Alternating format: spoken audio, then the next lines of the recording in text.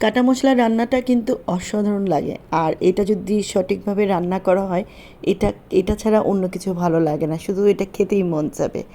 আর আমি আজকে কাটা মশলা রান্নায় কিছু টিপস অ্যান্ড ট্রিক্স দিয়েছি, আপনারা অবশ্যই ফলো করবেন।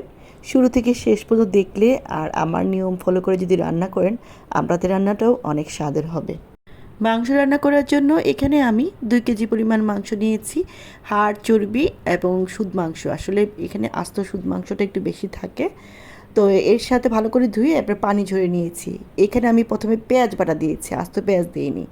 আমি 1 কাপ পরিমাণ পেঁয়াজ বাটা দিয়েছি, 1 টেবিল চামচ আদা বাটা, 1 টেবিল চামচ রসুন বাটা। আর এখানে প্রায় 1/4 কাপ পরিমাণ আদা কুচি করে দিয়েছি, আপনারা দেখে বুঝতে পারছেন। আর আমি রসুনটা পরে দেব। এখানে আস্ত মশলা দিচ্ছি, এলাচি, দারচিনি, তেজপাতা, লং, গোলমরিচ, এগুলো আমি পরিমাণ মতো দিয়েছি। 2 কেজি মাংসের জন্য প্রায় 1.5 চা চামচ পরিমাণ গুঁড়ামরিচ দিয়েছি, ঝালটা ইচ্ছে মতো দিবেন। লবণ দিয়েছি 2 চা চামচ। আর এখানে যে মেইন উপকরণ সিরকা, সেটা প্রায় আমি 1/2 কাপ পরিমাণ দিয়েছি, আপনারা দেখে বুঝতে পারছেন। সিরকার পরিমাণটা অনেকটা জরুরি, ঠিক মতো দিবেন। আর এখানে প্রায় 1/2 কাপ পরিমাণ দিয়েছি সয়াবিন তেল। এটা এখন হাত দিয়ে একটু ভালো করে মেখে নিতে হবে। আর এখানে হাত দিয়ে ভালো করে মাখার পর আপনারা নিজেরাই বুঝতে পারবেন এটাতে তেলটা ঠিক পরিমাণ আছে কি না। এখন একটু সরিয়ে আপনাদেরকে দেখেছি, দেখুন তেলটা যখন একটু ভাসা ভাসা হবে তাহলে বুঝবো যে আর তেল লাগবে না। তারপর আমি হাত ধোয়ার একটু পানিটা দিয়ে দিচ্ছি। এখানে প্রায় 1/2 কাপের মতো পানি দিব। এই পানিতেই কিন্তু এই মাংসটা সিদ্ধ হবে, আর এক্সট্রা আর কোনো পানি দেওয়া লাগবে না। তারপর এটা আমি চুলাতে বসিয়ে দিব। এরপর আমি এটা প্রায় 10 মিনিটের মতো রেখে আমি এটা আবার একটু নেড়ে দিচ্ছি। এটাতে কিন্তু দেখতে পাচ্ছেন এটার পানিতেই কিন্তু এটা সিদ্ধ হবে আস্তে আস্তে। এখন আমি চুলার আঁচটা কমিয়ে রেখে, মানে লোয়ের চেয়ে একটু বাড়িয়ে রেখে প্রায় আধা ঘন্টার জন্য রেখে দিব। এরপরে কিন্তু আমি একবার এসে আবার দেখেছি এটা যেন পুড়ে না লাগে। তারপরে দেখেন এই যে পানিটা খুব সুন্দর করে উঠেছে। এখানেও কিন্তু সিদ্ধ হয়নি, কিন্তু একটু নেড়ে দিলে ভালো হয়, উপরের মাংসগুলো নিচে যায়, নিচেরগুলো উপরে আসে, তাহলে স্বাভাবিকভাবেই সবগুলো মাংস ঠিকমতো সিদ্ধ হয়। তো আবারও একটু ভালো করে নেড়ে দিচ্ছি।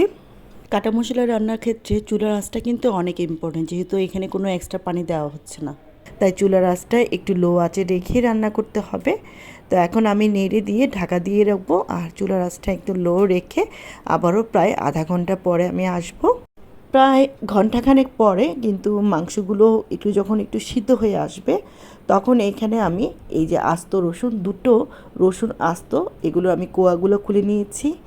আগে রসুনগুলো দিলে দেখা যায় রসুনগুলো গলে যায়, তো একটু টেস্ট পাওয়ার জন্য রসুনটা এখানে দিতে হবে প্রায় মাংসটা মোটামুটি সিদ্ধ হয়ে আসলে। এটাও কিন্তু একটা টিপস, কারণ অনেক সময় প্রথম দিকে দিলে তখন রসুনটা একদম গলে যায়, আস্ত আর থাকে না।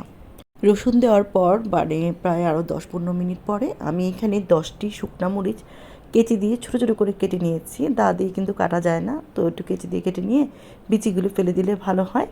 তারপর দিয়ে দিলাম শুকনো মরিচটা, কিন্তু একটু লাস্ট পর্যায়ে দিতে হবে, না হলে আগে দিলে শুকনো মরিচটা গলে যায়, ঝাল বের হয়ে যায়। চিনি দিয়ে দিলাম 2 চা চামচ, দিয়ে এখন একটু ভালো করে নিয়েছি। আসলে চিনি দিলে আর এটা টেস্টটা অনেক ভালো হয়, যেহেতু সিরকা দিয়েছি। কিছু ছোট ছোট টিপস ফলো করলে এই রান্নাটা কিন্তু অনেক টেস্টি হয়। তো এখন আমি এটা দিয়ে আমি ঢাকা দিয়ে রাখবো। আর আরেক জায়গায় একটা পাত্রের মধ্যে আমি বাগারের জন্য 2 চা চামচ ঘি দিলাম। ঘি কিন্তু এই রান্নাতে এভাবে বাগারে দিতে হবে, অবশ্যই দিবেন। 2 চামচ ঘিয়ের সাথে আমি এখন প্রায় 1 কাপ পরিমাণ দিয়ে দিব পেঁয়াজ কুচি। চাইলে এখানে 1 টেবিল চামচ বা 2 টেবিল চামচ সয়াবিন তেল দিতে পারেন, আমিও দিয়েছি, যেহেতু পেঁয়াজটা একটু বেরেস্তা করা দরকার আছে। তো যখন একটু লাল লাল হবে বেরেস্তাটা, তখন সেই মাংসের মধ্যে আমি এই পেঁয়াজ বেরেস্তাটা দিয়ে দিচ্ছি। এই পেঁয়াজ বেরেস্তা দেওয়ার কারণে কিন্তু এই মাংসের টেস্টটা কিন্তু অনেক ভালো আসে। আর এটা দেওয়ার পরে মানে যাকে আপনারা এই রান্নাটা পরিবেশন করবেন, সবাই আপনার কাছে এই রান্নার রেসিপি জানতে চাইবে।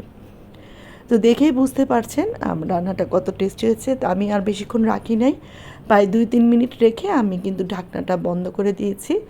তারপর আমি সার্ভ করতে নিয়ে যাব, কারণ বাগার দেওয়ার পর বেশি রাখার দরকার নেই।